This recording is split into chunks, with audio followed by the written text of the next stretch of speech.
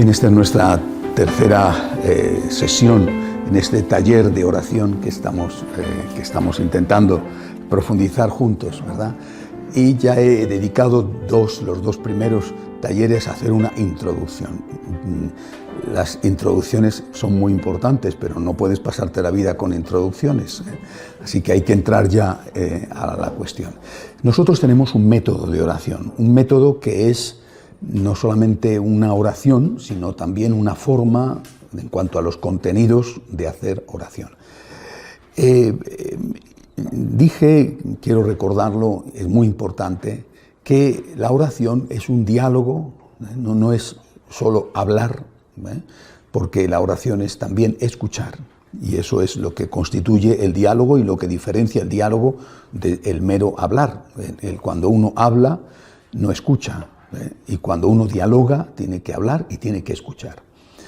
Por lo tanto, hay que partir de ese principio. Voy a dialogar con alguien, no voy a hablar o voy a estar pensando o voy a hablar con la pared o a hablar conmigo mismo. Voy a dialogar con alguien y ese alguien es Dios. Es una persona, no es una cosa, y ese alguien, persona, es más grande que yo. Es el Señor, es Dios.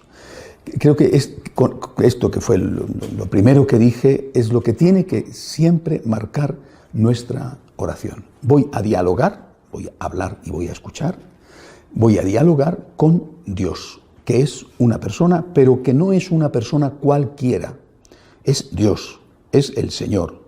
Es decir, es el Creador, es el Todopoderoso. Por eso del primer taller puse como ejercicio para purificar un poco ese tuteísmo que tenemos con Dios hoy en día, que lo hemos hecho un igual y por lo tanto inevitablemente le hemos hecho un inferior.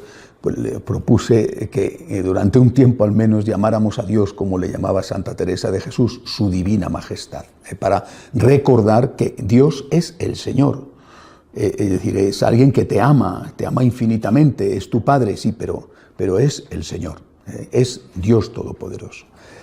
Una vez que entro en la oración con esta actitud, con este alma, voy a dialogar con alguien que es mi Dios y mi Señor, y también es mi Padre y mi amigo, y eso también en la segunda meditación os hablé de cómo era importante rezar con el cuerpo y cómo el cuerpo tenía que expresar ambas cosas. Nuestro cuerpo es también un elemento esencial de la oración, porque nosotros no solo somos alma, sino que también somos cuerpo.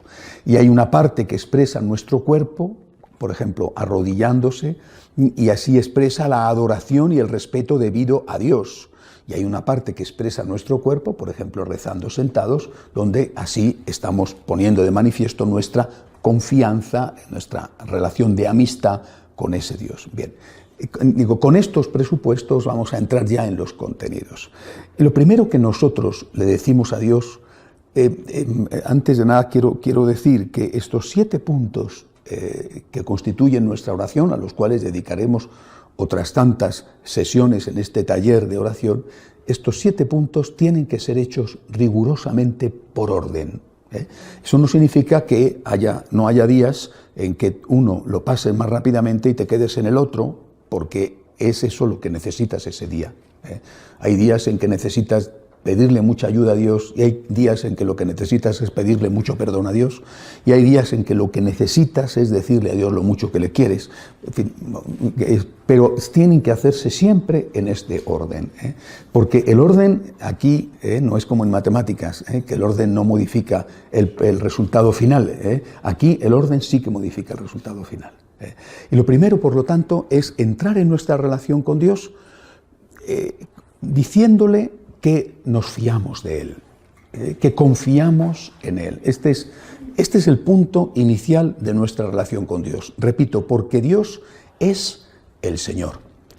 Y como es el Señor, es el Creador, es el Todopoderoso, nosotros le vamos a decir, lo primero de todo, Dios mío, yo confío en ti, yo me fío de ti.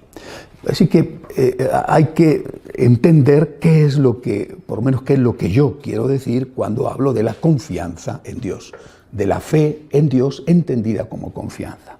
La palabra confianza, seguramente en los distintos idiomas tendrá unas no solo traducciones distintas, sino que hasta unos orígenes diferentes. En español, aunque no sea demasiado correcto en cuanto a su origen, en español se puede dividir con un guión, confianza, es decir, con fe, con fe. Repito, en distintos idiomas es diferente, ¿no? Por ejemplo, en italiano es una palabra muy bella, se dice fiducia. Fide es fe, fiducia, y con esto los italianos quieren decir que es un derivado o una consecuencia de la fe. Cuando eso ha llegado a través de la corrupción del latín para dar lugar a las lenguas romances, el francés, el español, el italiano, en fin, el portugués, en español se ha traducido o se ha expresado de otra manera, con fe. Por tanto, la confianza implica la fe en que Dios es el Todopoderoso. Primer acto. Yo creo en tu poder. Cuando digo yo confío, es yo tengo fe. Yo tengo fe. ¿En qué? Yo tengo fe en tu poder. Os ruego que no olvidéis el orden aquí. Yo tengo fe en tu poder. Me llama mucho la atención cómo esto hemos dejado de decirlo los católicos y en cambio insisten tanto en ello los protestantes. Es muy frecuente entre los protestantes la alusión al poder de Dios, al poder, incluso también al poder de la oración, que era algo sinceramente clásico en toda la espiritualidad católica, y hoy ya no se dice, o se dice muchísimo menos. Ellos han recuperado o salvado cosas que eran esenciales para nosotros y que hemos dejado nosotros de utilizar. Lo primero que yo voy a decir, yo tengo fe en ti, fe. Y la fe tiene un elemento intelectual, doctrinal. Y al decir que tengo confianza, estoy diciendo que acepto todo aquello que va incluido dentro de ese paquete doctrinal que es la fe católica. Lo primero, yo creo que Dios es el Todopoderoso. Yo creo que Dios es el Señor. Dios tiene poder. Y tenemos que decírselo. Creo en ti, creo en tu poder, creo en tu fuerza. Y después tengo que decir, y creo en tu amor. En este orden, porque así fue como Dios se reveló.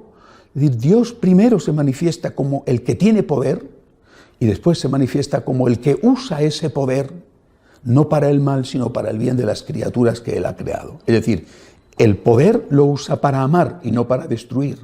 Pero primero el Señor se nos manifiesta como el poderoso. Y eso muchísimo antes de que Abraham empezara a tener aquella relación especial con Dios que le llamó a dejar su tierra para ir en busca de la tierra prometida. Y, repito, nosotros cuando decimos yo confío en ti, tengo que tener claro que al decir esto estoy diciendo que tengo fe en el poder de Dios. Primer punto, yo tengo fe en tu poder. Y esto, repito, lo hemos perdido muchos de los católicos. Ya no se piden milagros porque no se tiene fe en el poder de Dios. No se cree en la intervención de Dios en la historia grande o en la historia pequeña, en tu historia, porque hemos perdido, en primer lugar, la fe en ese poder de Dios. A continuación, la fe me enseña, y yo, por la confianza, le digo que creo en ello también, que ese Todopoderoso es amor. Y que es amor para mí, y por supuesto es amor para ti, para el otro, para el conjunto de los seres humanos. Yo creo en tu poder y en tu amor. Primer punto. No quiero decir que esto haya que decirlo explícitamente cada vez que le decimos al Señor, yo confío en ti. Pero al menos tenemos que saberlo, y tiene que estar como background, como fondo de nuestra oración. Y, insisto, es lo primero que tenemos que decirle, antes que decirle el resto. Yo creo, Señor, en tu poder, y yo creo en tu amor. Creo en que puedes, y creo en que quieres. Creo en que puedes hacer lo que sea, porque eres el Todopoderoso y creo en que me amas y por lo tanto ese poder que tienes, eres absolutamente omnipotente, ese poder lo puedes hacer, lo puedes utilizar en mi bien. Pero con esto no hemos expresado todo lo que significa la palabra confianza, sino solo una parte de la misma. La confianza es más que la fe. Es decir, la fe sería esto que acabo de decir. Yo creo en tu poder y en tu amor. La confianza significa, además, que yo voy a aceptar, sin entender, todo aquello que venga de ti, o que venga de ti directamente, porque es evidente que tú lo quieres, o que venga de otros, pero que tú misteriosamente lo permites. Es decir, al hablar de confianza, estoy hablando de una actitud del corazón. Al hablar de fe, estoy hablando de una actitud de la mente. Mi cabeza cree en estos principios. Al hablar de confianza, estoy diciendo, además de creer en estos principios, los acepto cuando estoy en medio de la oscuridad. Los acepto aunque no los entienda. La confianza implica necesariamente que se está produciendo una situación de oscuridad. No hay confianza si no hay oscuridad. ¿Por qué? Porque tú no necesitas confiar en alguien cuando estás viendo que esa persona te está llevando por un buen camino o no te va a engañar. La confianza se pone en juego, se ejercita cuando hay dudas, cuando no estás seguro, cuando te parece que es probable. Si te parece que sí estás seguro y no debes de confiar, por favor no lo hagas, eso es una estupidez. Pero cuando dices, me cuesta trabajo porque las circunstancias me dicen que no está todo claro, entonces viene la confianza. Por lo tanto, la confianza, que parte de la fe, es una respuesta del corazón. Yo creo y yo me fío. Son dos cosas distintas. Yo tengo fe y tengo confianza. Yo creo y yo me fío. Pero este paso de decirle a Dios, yo me fío, es un paso que se da cuando hay algún tipo de oscuridad. En la vida hay muchos matices en las oscuridades, desde las profundas noches oscuras hasta simplemente los suaves atardeceres. Algunos nos puede parecer que un suave atardecer es una profunda noche oscura, quizá porque no hemos conocido lo que son de verdad las noches oscuras. Es decir, hay gente que se ahoga en un vaso de agua y hay gente que es capaz de sobrevivir en el mar abierto en medio de una tormenta. Bueno, también va a depender, por lo tanto, de tu capacidad.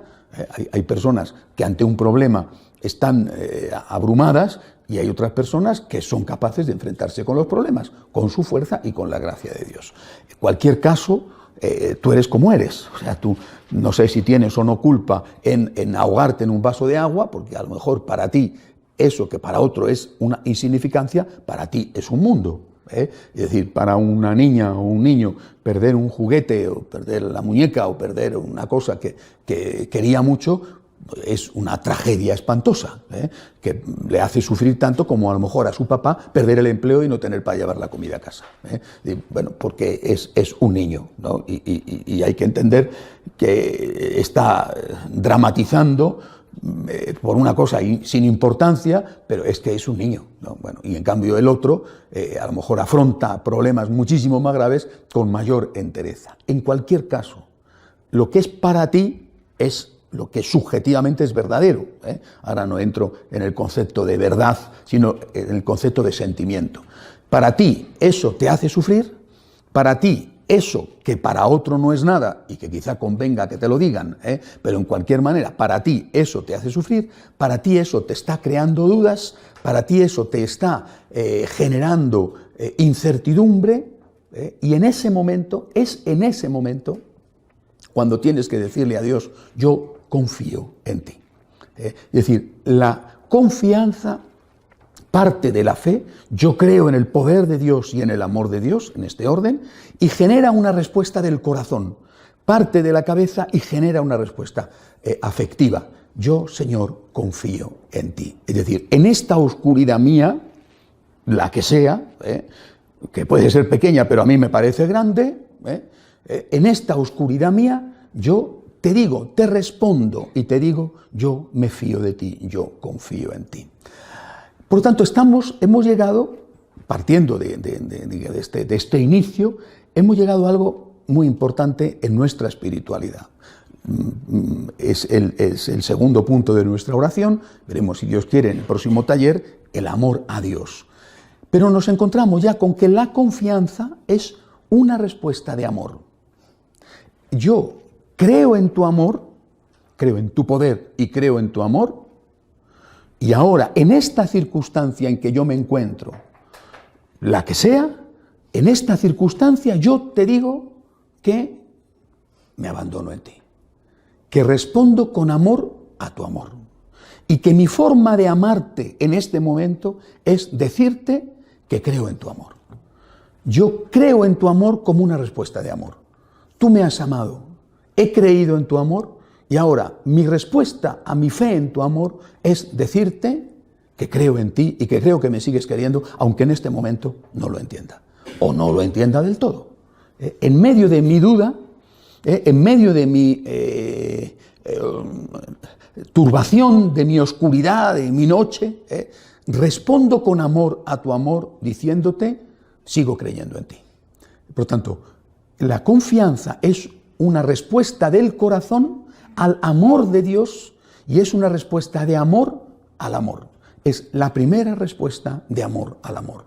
Yo, si digo que no creo en ti, estoy ofendiéndote. Si digo que no me fío de ti, estoy ofendiéndote. Porque tú me has amado y yo tengo que responder a tu amor fiándome de ti. Una experiencia personal. Yo pasé a los 16 años, 16 a 18 años, 2 años más o menos, quizá no llego a los 18, pero año y pico, casi 2 años, una profunda crisis de fe. No tuve nunca una crisis moral o una crisis de práctica religiosa, gracias a Dios, no. Pero sí una profunda crisis de fe, que para mi edad era una profunda crisis de fe. Hoy me doy cuenta de que era la profunda crisis de fe de un muchacho, ¿verdad? Pero bueno, ese tipo de fe, de crisis que se padece generalmente en la adolescencia. Y que llega el momento en que tú tienes que hacer tuyo la fe heredada, la fe asumida de forma natural en tu hogar. Hay un punto, un momento, una edad en la cual ya no es la fe de tus papás, tienes que ser tu fe. Y ese paso, que es el paso de la fe del niño a la fe del adulto, ese paso se da en la adolescencia. Por supuesto, cada uno tiene su momento y también lo resuelve a su manera, y a veces es una crisis que dura años y que solamente muchísimo más tarde se termina por resolver bien. Bueno, hay que tener ciertamente mucha paciencia, porque Dios además tiene mucha paciencia. Pero en mi caso fue una crisis que me afectó enormemente, también porque estaba de fondo, desde la infancia, la cuestión del sacerdocio. Claro, de repente un muchacho que ha querido a los 10 años ser sacerdote y que sus padres le han dicho, mira, no te vamos a dejar ir al seminario menor porque la situación era ya muy complicada en España con la Iglesia, y mis padres con prudencia me dijeron, no, lo que vemos no nos gusta, no. Bueno, seguí estudiando, obedeciendo a mis padres. ¿Cómo iba a hacer? ¿Qué iba a hacer? ¿Iba a marcharme de mi casa a los 10 años? ¿A dónde iba a ir? Bueno, entonces yo seguí estudiando, seguí en el colegio, bien, bueno. Y poco a poco empecé a hacerme preguntas, que no eran preguntas mías, o sea, no eran preguntas sobre mí. No tenía traumas, mis papás me querían mucho, o sea, no estaba enfermo, o sea, sino que eran preguntas sobre el sufrimiento ajeno. Esto me atormentaba horriblemente. Era algo, lo recuerdo perfectamente porque fueron años tan duros, aparte de que tuve en esa época una crisis de escrúpulos, que es una enfermedad, todo me parecía pecado, y realmente sufrí mucho, ¿no? De tal manera que mi mamá, que no sabía por qué, y ni yo se lo conté en la vida, me llevó al médico. ¿Qué le pasa? ¿no? No al psicólogo. En aquella época, gracias a Dios, no había tantos psicólogos, ¿no? Nos curábamos de otra manera, ¿no?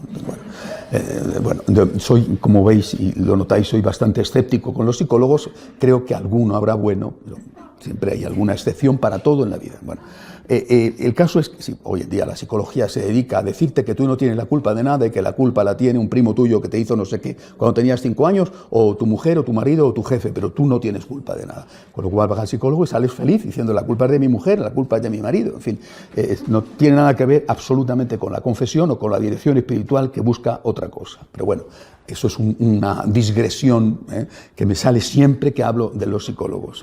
Con perdón, porque seguro que aquí hay algún psicólogo. Bueno, o alguno me estará escuchando. El caso es que, me digo, mi mamá me llevó al médico. ¿Qué le pasa? Le noto raro, y yo mudo como una tumba, ¿no? Bueno, no dije ni una palabra de lo que me pasaba. Bueno, me dijo, está como un roble, vamos. O sea, yo a los 14 años era una bestia, físicamente.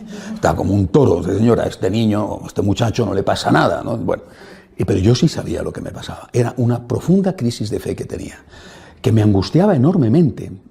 Y os voy a contar cómo salí de esa crisis de fe. Mi duda era cómo puede Dios permitir el mal en el mundo.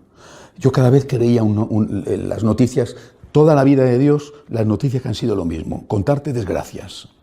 Tú pones el noticiario y es en tal sitio ocurrido no sé cuántos muertos, o sea, una alegría para vivir. Te metes una dosis de optimismo en el cuerpo después de escuchar un noticiario, ¿verdad?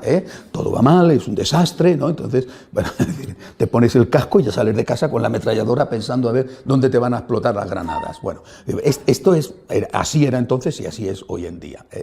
Y a mí esto me producía una enorme angustia. No puedo explicaros hasta qué punto era grande. Repito, unido a una crisis a una enfermedad que la tuvo Santa Teresita de Lisieux, por ejemplo, que es la enfermedad de los escrúpulos. ¿Cómo salí de esto?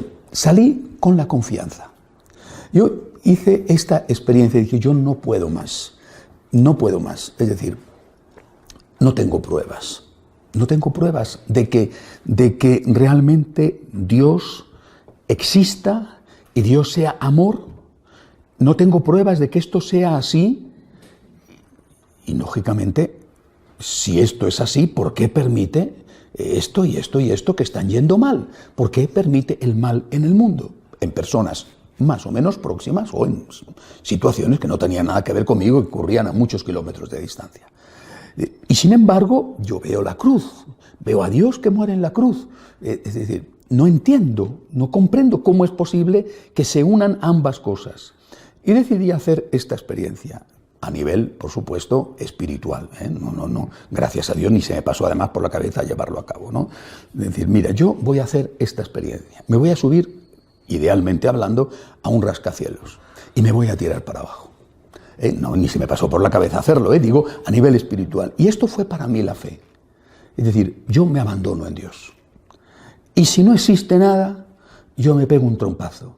Pero si existe algo, Dios me recogerá. Y yo experimenté, haciendo esto, que es una tontería, ¿no? ¿Verdad? Pero yo experimenté lo que significaba de verdad la confianza. Yo confío en que Dios, aunque no tenga pruebas, en que Dios de verdad se preocupa por mí y por ese y por ese y por el otro. Aunque no entienda, acepto no entender. Acepto lanzarme al vacío. Acepto andar sobre el agua. Acepto no tener un suelo firme bajo los pies. Esto me producía tal angustia, es indescriptible, porque soy de mente matemática, es decir, los idiomas siempre me fueron muy mal, pero las matemáticas siempre me fueron muy bien. Y las personas que somos así necesitamos pruebas, necesitamos seguridades. Yo creo que los de letras son más capaces de andar en las nubes y los de ciencias necesitamos andar sobre el suelo. Y bueno, yo era entonces, y después empecé ingeniería, biología, etcétera. Soy de ciencias, es decir, necesito seguridades. Y por eso me atormentaba enormemente no tener esas seguridades, no tener las cosas claras. ¿Cómo es posible que Dios permita esto? Repito, no eran problemas míos en ese momento, pero eran problemas que a un muchacho de 16 años le angustiaban porque veía el sufrimiento ajeno y eso me provocaba muchas dudas de fe. Yo, Señor, me fío de ti. Yo creo que el primer acto de amor puro a Dios. Y yo no sé si habré hecho algún acto de amor puro a Dios después de este. No sé si ha sido el primero y el único. Pero ese fue un acto de amor puro. Es decir, entendí la confianza como una respuesta de amor al amor.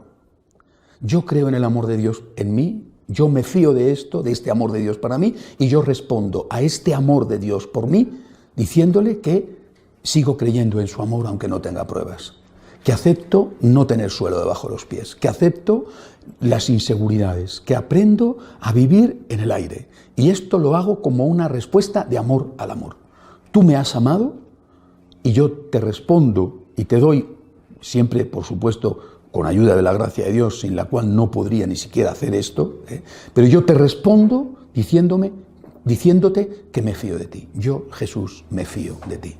Y esto es lo que quisiera que entendierais, que la confianza que parte de la fe es una respuesta de tu corazón, y es una respuesta de tu corazón en medio de la oscuridad personal, ajena, en medio de la oscuridad, pero que es una respuesta de tu corazón al amor de Dios recibido.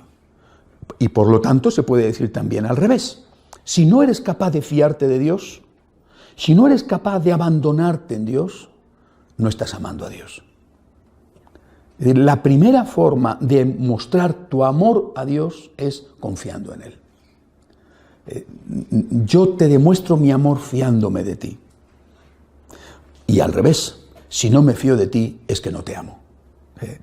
Después aprendí muchas más cosas en la vida, porque este fue mi inicio, realmente fue mi inicio en mi camino espiritual, aunque lógicamente desde niño el Señor me había estado trabajando, como estoy seguro de que ha hecho con todos nosotros. Después entendí muchas cosas y entendí lo importante que era esto, y entendí, por ejemplo, el libro ¿Para qué sirve la fe? Recoge, sin citar estas experiencias, recoge toda esta experiencia. Entendí que eso es algo esencial en la vida. O sea, y por mucho que el hombre necesite seguridades, necesite suelos firmes en los que poner los pies, es nuestra psicología la que lo necesita, es decir, nuestra naturaleza la que lo necesita. Nos produce incertidumbre no tener seguridades, no saber qué va a pasar mañana, no saber qué va a ocurrir con este proyecto que tenemos, o te detectan un tumor, será benigno, será maligno.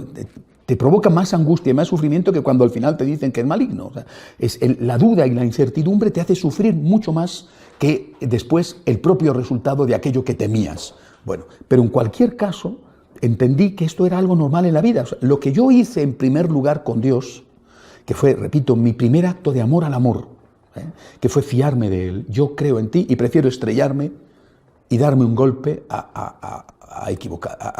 prefiero equivocarme contigo a equivocarme sin ti. Y después entendí que al final era lo que todo el mundo hacía, es decir, no hay posibilidad de que exista relación de afecto, no ya intelectual o comercial, sino de afecto, es decir, de confianza, que la confianza implica afecto. No hay posibilidad de que exista relación de confianza si tú no corres el riesgo de fiarte del otro. Tú estás casado, te vas a trabajar, tu esposa queda en casa. ¿Quién te dice que no te engaña mientras tú estás trabajando? Pero no puedes pasarte la vida en un ataque de celos. Te tienes que confiar. Tú eres el ama de casa, te quedas en casa, trabajando en el hogar, etc. Tu marido se ha ido a trabajar. ¿Y quién te dice que se ha ido a trabajar? Y no puedes pasarte la vida sospechando de las secretarias, que no todas son unas lobas, algunas las habrá, pero no todas, gente muy honrada y muy honesta. Bueno, es decir, ¿y quién te lo dice? Tienes que confiar, Entonces, a partir de ahí, llegué a una conclusión. Y esa conclusión me la enseñó San Pablo. San Pablo dice, sé de quién me he fiado. Entonces me di cuenta de que la confianza, que era algo natural, no podías vivir sin confiar. O sea, no puedes salir a la calle sin confiar, no puedes vivir sin confiar. Pero el problema no era la confianza, que era inevitable para vivir. El problema era de quién me fío, en quién confío. Este era el problema. Muchas veces ponemos nuestra confianza en alguien que no la merece. Y entonces vienen las decepciones y las frustraciones. Esa persona te ha podido engañar o tú has sido engañado. Es decir, no es que te ha engañado, es que tú has querido engañarte. Porque lo que se veía era claro, lo que pasa es que tú no has querido verlo. Y te han dicho muchos la realidad que tú no querías ver y no has querido escuchar eso que te decían. Pero por eso entendí que no era una cuestión de confianza, que no se puede vivir sin confiar. Es que no puedes, repito, ni levantarte de la cama. Te quedarías, vamos, ni tampoco estar acostado, porque te puede caer el techo encima. Es decir, puestos a suponer, que fue la gran tortura mía en esos 2 años, puestos a suponer lo que te podría ocurrir, y sí, jolín, es que pesadez con el y sí, y estoy harto de él, y sí, me cae el techo, y si me atropella un camión, me levanto de la cama, punto, y ya está. Ahora, cuando ya das ese paso, descubres que de lo que se trata es de averiguar muy bien, y ahí hay que insistir, hay que averiguar muy bien de quién me fío. De quién me fío. Por lo tanto, cuando una persona te dice, o cuando tú te dices a ti mismo, que es en este caso que estamos hablando, porque hablamos de algo personal como es la oración, cuando tú te dices, ¿por qué me tengo que fiar? Lo que tienes que preguntarte no es eso, sino ¿por qué me tengo que fiar de este? No, ¿por qué me tengo que fiar? Porque tienes que fiarte, no puedes vivir sin confiar. No se puede vivir sin confianza. Es imposible a ningún nivel. Ahora, la cuestión es, ¿y por qué me tengo que fiar o por qué tengo que confiar en este? Esa es la cuestión, es el este donde está la clave, no en la confianza, que es lo que se dice hoy en día. No te fíes de nadie, fíate solo de los números, fíate solo de las pruebas. Los números y las pruebas están más manipulados que cualquier otra cosa. Entonces, no. ¿De quién me tengo yo que fiar? Esa es la clave. Y por eso, vuelvo a repetir, la experiencia de la confianza parte de que tú tienes fe, no solamente en el poder de Dios, sino también en el amor de Dios. Y que esa fe en el poder y en el amor de Dios, que es la base de tu confianza, yo sé de quién me he fiado, esa fe sí que hay pruebas.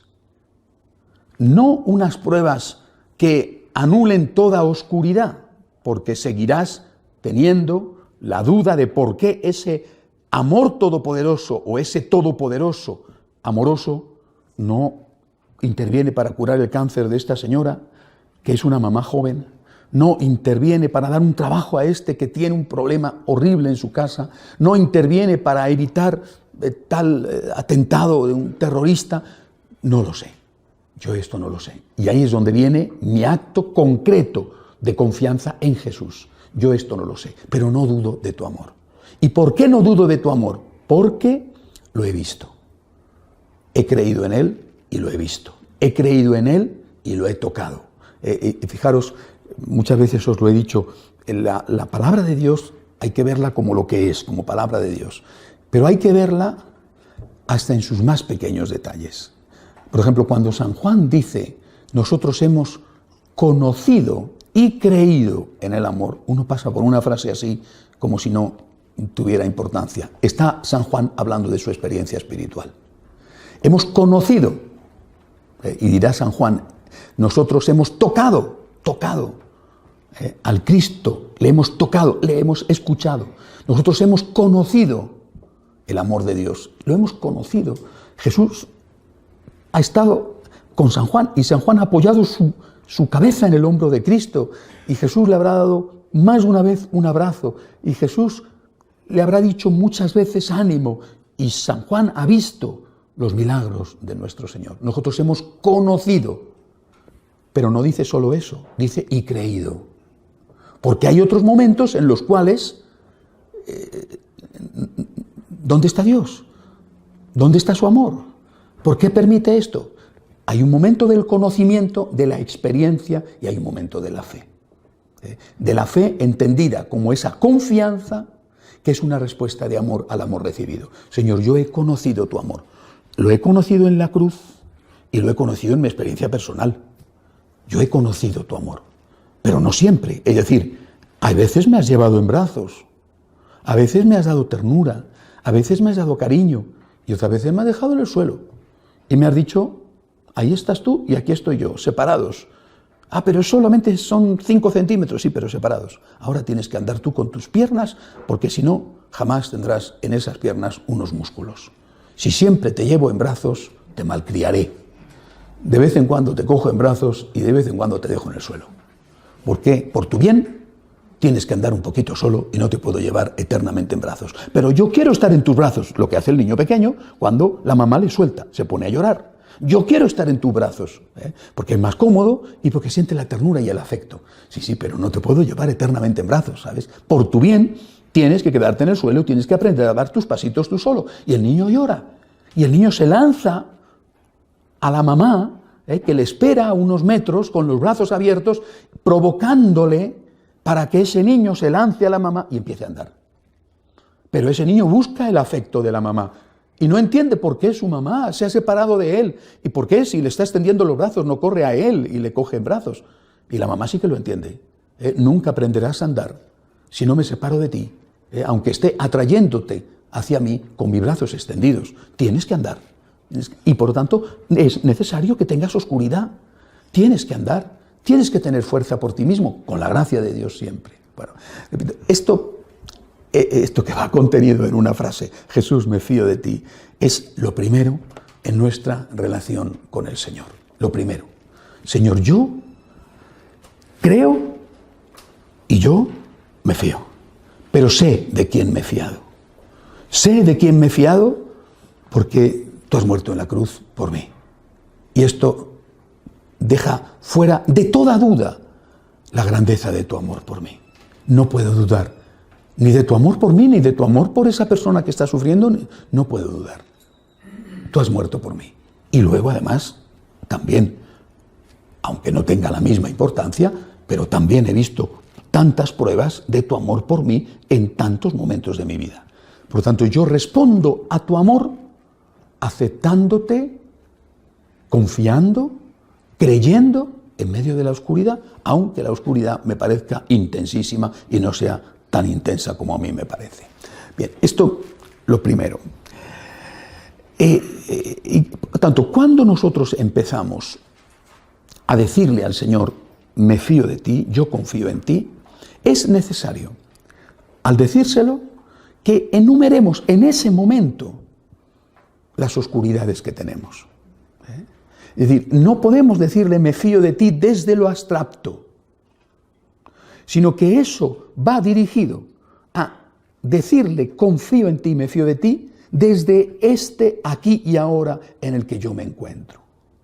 ¿Qué es lo que te turba? ¿Qué es lo que te angustia? ¿Qué es lo que te hace dudar? Enuméralo. Me fío de ti desde este momento. Es decir, me fío de ti en este momento en que me duele la espalda, en este momento en que me han detectado una enfermedad, en este momento en que mi trabajo está en el aire, en este momento en que mi familia se tambalea, en este momento en que la iglesia está como está, en este momento en que lo que sea, ¿no? Lo que sea, porque lógicamente tenemos situaciones distintas que nos turban. Es decir, a unos no les preocupan nada ni les hace el más mínimo movimiento de inquietud en su alma la situación de la iglesia, y a otros en cambio nos angustia muchísimo. Es decir, a unos les preocupa que le han detectado un cáncer y a otros que no tienen eso les preocupa que un hijo suyo no va por el buen camino. Oye, pues cada uno tiene sus oscuridades y no son unas mejores que otras, pero tú tienes las tuyas, eres tú el que estás rezando. Y lo primero que tienes que hacer es poner delante del Señor esas oscuridades. Díselo, díselo. No que trata de que hagas un repaso para enumerar 500 cosas, pero lo que te sale en ese momento, que son las más grandes, las que más te turban, las que más te hacen dudar. Y dile, yo, Señor, creo en tu amor. Yo creo en tu amor. Yo te ofrezco esta limosna, que tú mereces más, pero yo te ofrezco esta pobre limosna de creer en tu amor en este momento concreto. Desde esta oscuridad o desde estas 2 o 3 oscuridades, que no tienen por qué ser intensísimas, pero que son las tuyas, que en ese momento, desde aquí, yo te digo, yo creo en tu amor, yo confío en ti, yo me abandono en ti. Bien, esto, digo, para empezar. Y ahí es donde quiero ampliar el concepto de confianza a un concepto que yo creo que está relacionado con él, a lo mejor no directamente, pero que desde nuestra espiritualidad sí se relaciona con él. El concepto de abandono. El concepto de abandono en Dios, es un concepto delicado. Es un concepto que hay que entenderlo muy bien para no equivocarse. Tal y como yo lo entiendo, es decir, tal y como lo vivió, por ejemplo, después voy a leeros unas citas de santos sobre la confianza, tal y como lo vivió Santa Teresa o como lo vivió sobre todo Santa Teresita de Lisieux, el abandono no es la renuncia a hacer algo, pero eso es lo que hay que entender bien. O sea, el abandono, lo que llamaba Santa Teresita la infancia espiritual, que fue su camino para la santidad y que es una consecuencia de la espiritualidad de Santa Teresa de Jesús, llevada a la práctica por una hija suya enferma, con unos problemas tremendos de escrúpulos, es decir, bueno, y que muere muy joven, como sabéis. Esta muchacha, esta niña, porque fue de una pureza absoluta, esta niña, con sus problemas de angustia, esa niña se abandona en Dios, pero no por eso deja de hacer las cosas que tiene que hacer, no solamente las cosas de la casa, es decir, del convento donde vivía, sino también de aquello que le recomendaban sus directores espirituales. Nosotros le decimos, por lo tanto, a Dios, me fío y me abandono. Confío y me abandono, sin que eso signifique que dejo de hacer aquello que tengo que hacer para resolver los problemas. En la España de la época de Santa Teresa hubo una herejía que se llamó el quietismo. Fue una herejía espiritual y que fue condenada por la Iglesia. El quietismo era una forma equivocada de entender el abandono. Como yo confío en Dios, no hago nada. Los problemas se resolverán por sí mismos. E incluso acusaban de falta de fe y de confianza a los que hacían algo. ¿Para qué vas a ir al médico? Si Dios te tiene que curar, te curará. Y si no te tiene que curar, es que no es su voluntad. Y ya, si te mueres, tienes que morirte. No hagas nada. Confía y abandónate. Y eso la Iglesia lo condenó. Por eso digo, cuidado, porque muchas veces, como os decía el primer día, las cosas tienen su punto justo de equilibrio. Y uno se puede ir hacia un lado o se puede ir hacia el otro. Tan malo es no llegar como pasarse. En este caso, pasarte en la confianza, en el abandono en Dios, implicaría no hacer aquello que tienes que hacer para resolver esa oscuridad, ese problema que te está generando la duda y ante la cual tú vas a responder con confianza. Yo me abandono en ti, yo me pongo en tus manos, pero voy a hacer mi parte. Yo confío, pero voy a hacer mi parte para resolver el problema. Sea ir al médico y seguir una terapia, sea actuar con inteligencia para resolver esa cuestión que me está generando incertidumbre, la que sea. Tú tienes que hacer todo como si dependiera de ti, pero sabiendo que todo depende de Dios. Ese es el equilibrio. Haz todo como si todo dependiera de ti, pero sabiendo absolutamente que todo depende de Dios, que no depende de ti. Haz tu parte y abandónate. Haz tu parte y confía. Y tu parte será lo que sea, ¿no? Porque las situaciones son muy distintas. No solo hay situaciones de salud, hay otras muchas. Las de salud son muy fáciles de poner ejemplos, pero muchas veces son las que menos nos hacen sufrir en la vida. Haz tu parte. A veces tu parte no es nada, porque no es un problema que depende de ti. A veces tu parte ya la has hecho, ¿no? Y ya no tienes más que hacer, ¿no? Y bueno, haz tu parte y confía. Haz tu parte y abandónate.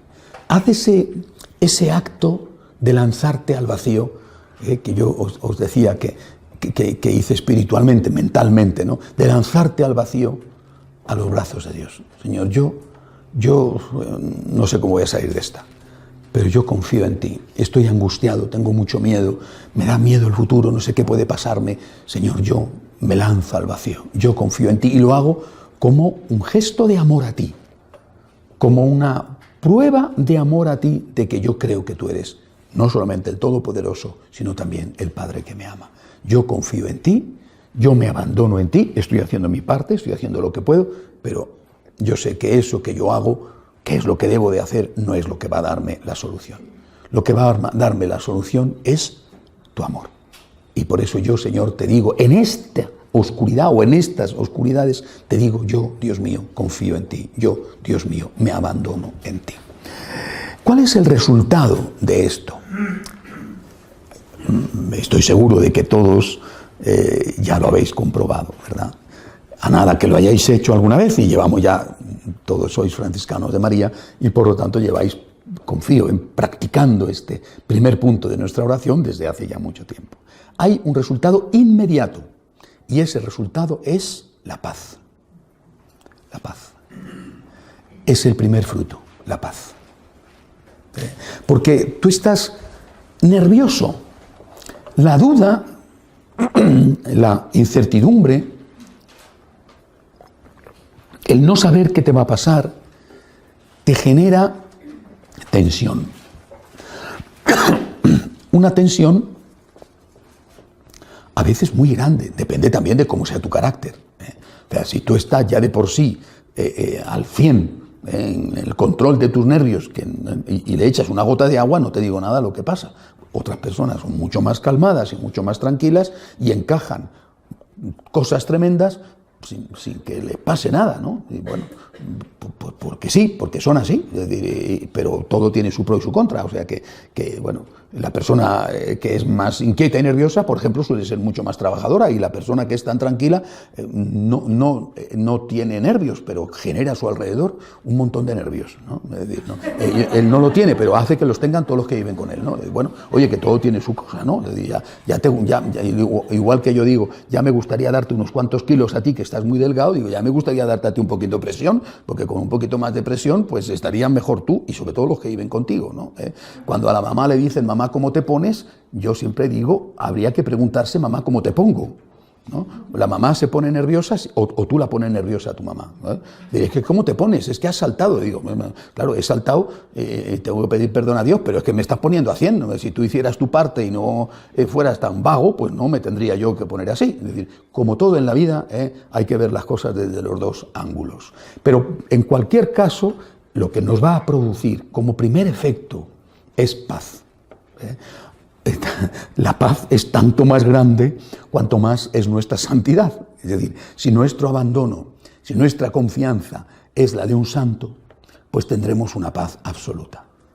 Si nuestro abandono y nuestra confianza es todavía tan pequeñita, porque somos principiantes en ese camino de la espiritualidad, pues la paz que nos da es una paz a lo mejor momentánea o una paz chiquitina, ¿no? Y después tenemos que volver otra vez porque la paz nos ha durado 10 minutos, ¿eh? Y de nuevo viene la angustia, de nuevo viene el miedo, de nuevo viene la incertidumbre, de nuevo viene la preocupación, de nuevo vienen los nervios y de nuevo, Señor, yo confío en ti, yo, Señor, me fío de ti, yo me abandono en ti, y de nuevo te vuelve la paz. Es decir, la paz es el primer resultado que se produce en tu alma cuando tú le haces este don de amor a Dios de fiarte de Él. Él te regala inmediatamente la confianza. Y no te hundes, ¿eh? Es decir, la paz lleva consigo un segundo resultado, no te hundes. Estás andando sobre el agua y no te hundes. Estás sin suelo debajo de los pies y no te hundes. Pero puede ser que te hundas un poquito. Recordad la escena, preciosa escena, de la tormenta en el lago. Cuando San Pedro ve al Señor después de la resurrección, se echa a andar hacia Él y entonces anda sobre el agua. Entonces empieza a hundirse, ¿no? Y le dice, Señor, que me hundo. Es decir, San Pedro está haciendo un acto de confianza en Dios. Tú eres poderoso, yo te he visto calmar las tormentas en el lago. Y yo te veo ahí resucitado y me voy hacia ti, movido por el cariño. Pero te echas al agua y caes como un plomo, vamos. Como un plomo. Porque no somos seres alados. Y entonces, ¿qué haces? Señor, que me hundo. Y Jesús, que estaba de lejos, de repente aparece a tu lado, te coge de la mano. A San Pedro le hace esto y le dice, hombre de poca fe, ¿por qué has dudado? Le sostiene. Es decir, tú lánzate y no te preocupes que el Señor te va a sostener. Pero tienes que hacer ese gesto de confianza. Y si ves que te hundes, Señor, que me hundo. Señor, de nuevo te digo, confío en ti. De nuevo te digo, espero en ti, me abandono en ti. Y de nuevo el Señor te levanta. A veces el hundimiento es muy grande, pero por lo menos yo he comprobado que esta experiencia espiritual de confiar en Dios, de confiar en su poder, en su amor, incluido en ese concepto de amor, un elemento esencial que es su divina misericordia. Esa experiencia de confiar en la misericordia divina, que siempre es inmerecida, esa experiencia te saca a flote aunque te hayas hundido. Quizá hay un momento en que te has hundido, por lo que sea, una depresión o lo que sea. No voy a entrar en detalles porque a veces hay experiencias de cada uno que no hay ni por qué enumerar. Pero tú te has hundido, tú has confiado y ves cómo esa confianza te vuelve a sacar a flote. Tenemos un flotador, no sé cómo se llamará aquí, un flotador, en España es lo que ponen a los niños, normalmente redondo, de goma, hinchable, le ponen a los niños cuando los echan a la piscina para que el niño aprenda a nadar, un flotador, un salvavidas. Bueno, tenemos un flotador. Si te hundes, te agarras al flotador y el flotador te saca a la superficie. Este flotador es la confianza en Dios, el abandono. Señor, yo no entiendo, desde esta oscuridad te digo que me fío de ti.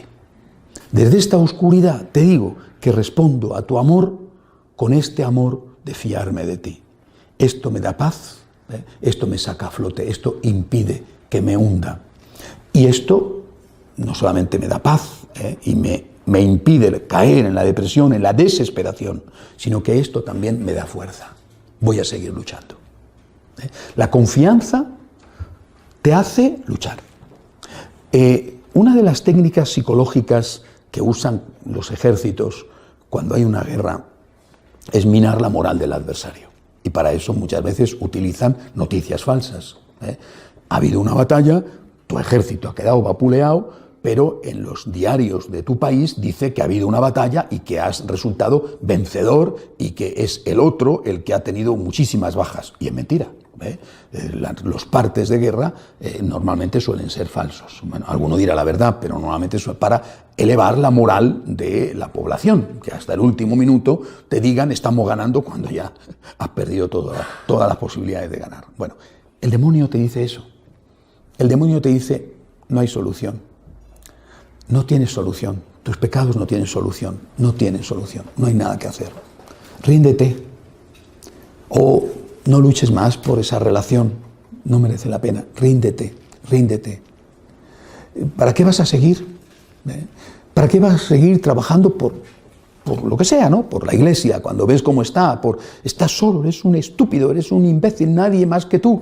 Los demás han claudicado, tú eres un Quijote, ¿qué piensas que eres tú? Lo que sea, ¿no? Cada uno tiene sus tentaciones. Es decir, el demonio es el que nos susurra al oído diciéndonos siempre no luches, no te rindas, cede, sé como los demás, déjate llevar, pasa por el camino ancho porque el camino estrecho es muy estrecho, a dónde vas, todas esas cosas que nos dice el demonio, de cualquier tentación. Y tú, si no confías en Dios, si no confías en su poder, si no confías en su amor, si no confías en su misericordia, es cuando te hundes y dejas de luchar. Es verdad, ¿para qué voy a seguir? Si esto no tiene solución, ¿para qué voy a seguir? Y en cambio, yo, Señor, confío en ti. Esto me da paz. Esto impide que me hunda. Y esto me da fuerza para decir, sigo luchando. No me rindo. Sigo luchando.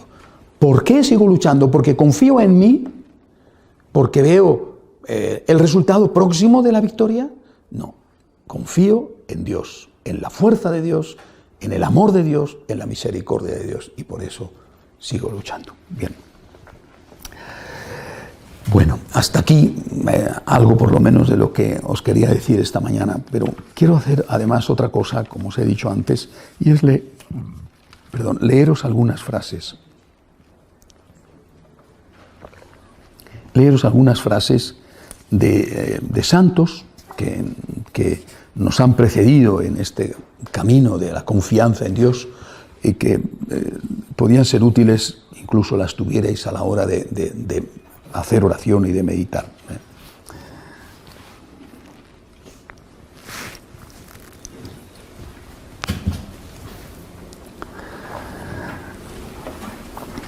Una del profeta Isaías. Confiaré y no temeré, porque mi guía y mi poder es el Señor. Estamos hablando, por lo tanto, del Antiguo Testamento. Pero Isaías, como sabéis, escribe cuando Jerusalén está cercada por los de Babilonia y por lo tanto, y de hecho es destruida. Es destruida, es conquistada, es destruida y se llevan al destierro a lo que queda del pueblo. En ese contexto de tu ciudad sitiada que no tiene esperanzas, porque el ejército que viene es el gran poder de la época, cruel además, y tu ciudad, por muchas murallas que tenga, no es nada, ha conquistado ese ejército ciudades muchísimo mayores, como de hecho además ocurrió. En ese contexto de dificultad, el profeta escribe y dice esto: confiaré y no temeré, porque mi guía y mi poder es el Señor. ¿Le sirvió esta confianza a Isaías o a Jerusalén? Porque Isaías habla para el pueblo, para que el pueblo haga eso. ¿Le sirvió para evitar que Jerusalén fuera destruida? No. Jerusalén fue conquistada y destruida. ¿Y aquello no fue un acto providencial de Dios? Sin el destierro, hubiera sido lo mismo la historia del pueblo. ¿No fue una lección de Dios permitida? No sé si querida, pero sí permitida, para que ese pueblo de Israel que estaba confiando en sus carros, en su caballería, en sus murallas, aprendiera a confiar en el poder de Dios? ¿Cuántas veces la demolición de tus seguridades no resulta una bendición? Es decir, ¿cuántas veces no es peor en la vida los resultados del éxito que los del fracaso? ¿Cuánta gente se pierde con el éxito más que con el fracaso? De hecho, hay más ateos en los países ricos que en los países pobres.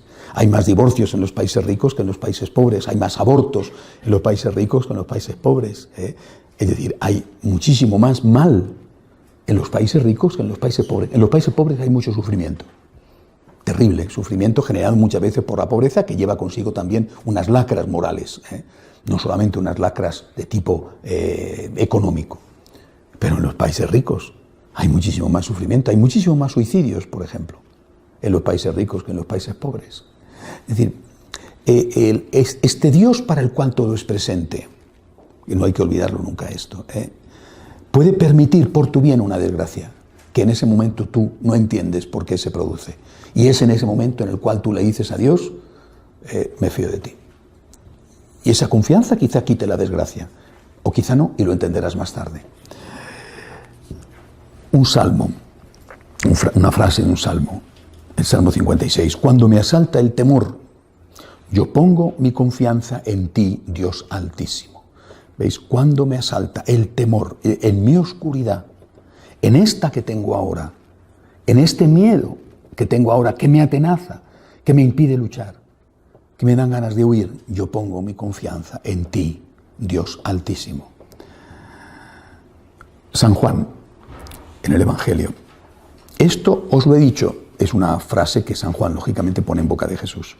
Esto os lo he dicho para que tengáis paz en mí. Paz, el resultado de la confianza.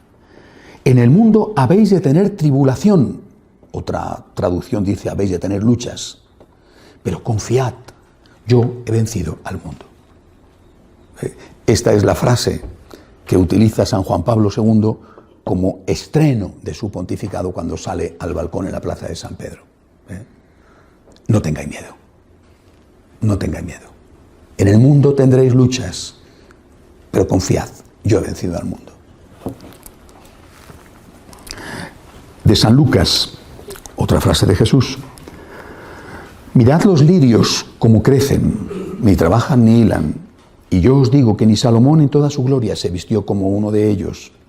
Si a la hierba que hoy está en el campo y mañana es arrojada al horno, así la viste Dios, cuanto más a vosotros, hombres de poca fe. Esta fue la frase que, por esa providencia de Dios que llamamos casualidad, leyó San Francisco, que le decidió a seguir el camino de la pobreza. Cuanto más a vosotros, hombres de poca fe. San Pablo, en la segunda carta a Timoteo: por eso soporto esta prueba. En este momento San Pablo está ya en la cárcel. Por eso soporto esta prueba, pero no me avergüenzo, porque sé en quién he puesto mi confianza. ¿Ves? De quién me he fiado, dirá otra traducción. Sé de quién me he fiado. Y estoy convencido de que Él es capaz de conservar hasta aquel día el bien que Dios me ha encomendado.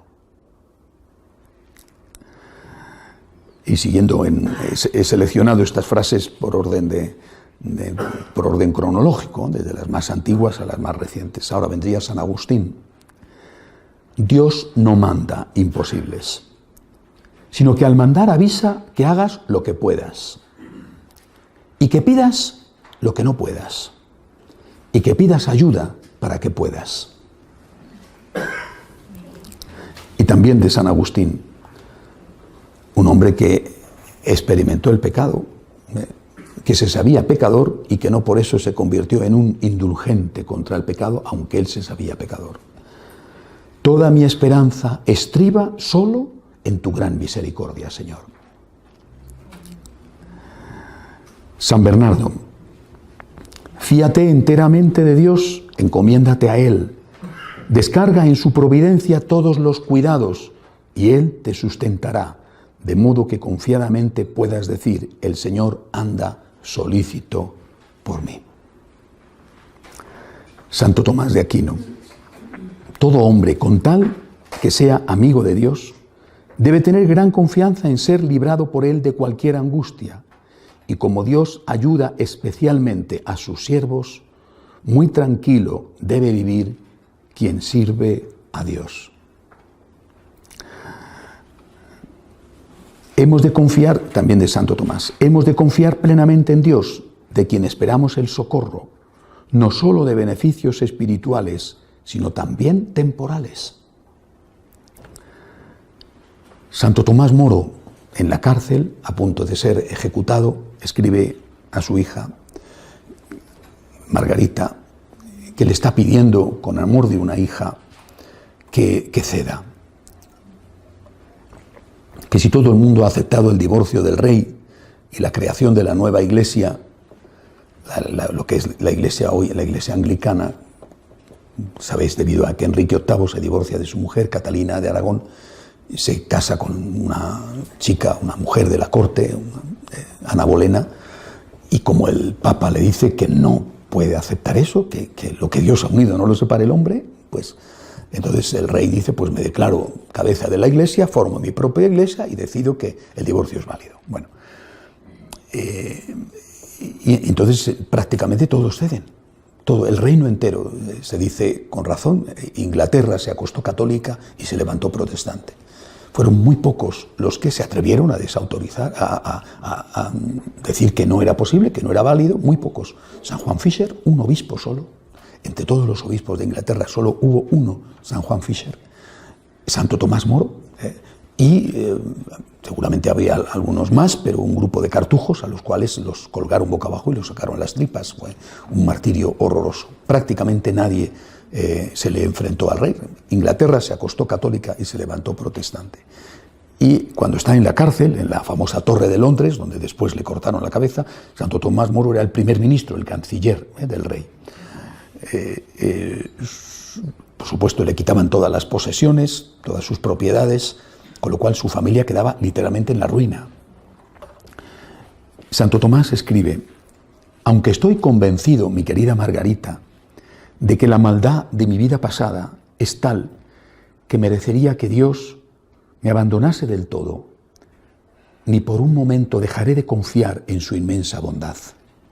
Hasta ahora, su gracia santísima me ha dado fuerzas para postergarlo todo, las riquezas, las ganancias y la misma vida, antes de prestar juramento en contra de mi conciencia. Es el, no digo primero o segundo, pero de los primeros mártires para defender el matrimonio cristiano. El primero es San Juan Bautista, ¿no?, que le cortan la cabeza por decir que no podía casarse con la mujer de su hermano, Herodes, ¿verdad? Y después él y San Juan Fisher. Yo confío en Dios. Me van a cortar la cabeza, pero yo confío en Dios. Confío en que si Dios permite que me corten la cabeza, esto es mejor que prestar juramento, dice, en contra de mi conciencia. San Francisco Javier, contemporáneo más o menos de esta época, debemos desconfiar de nuestra propia fuerza y confiar infinitamente en Dios. No nos desanimaremos nunca y no dudemos jamás de la victoria. Santa Teresa, que con razón es llamada Teresa la Grande, nada te turbe. Fijaros que dice nada. Muchas veces he meditado sobre esto. Nada. Nada. No dice casi nada. No dice que no te turben los afanes económicos de la vida. O que no te turben la existencia de tus pecados reincidentes. Dice nada te turbe. Nada. Nada. Nada te turbe, nada te espante.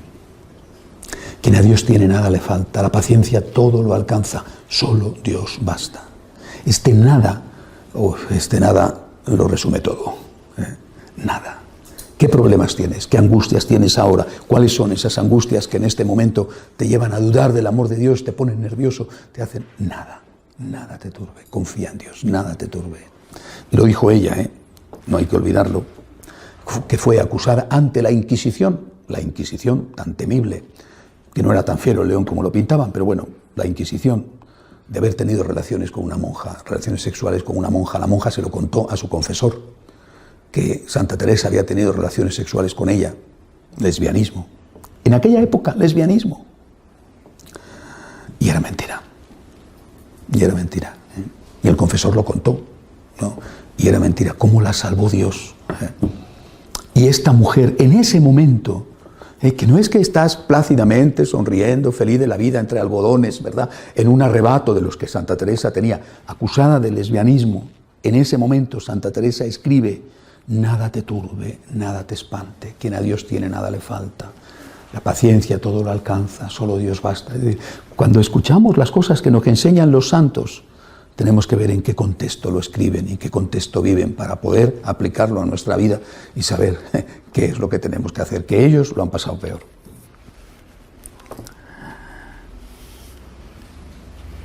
Otra frase de Santa Teresa: fiad de su bondad, que nunca falló a sus amigos.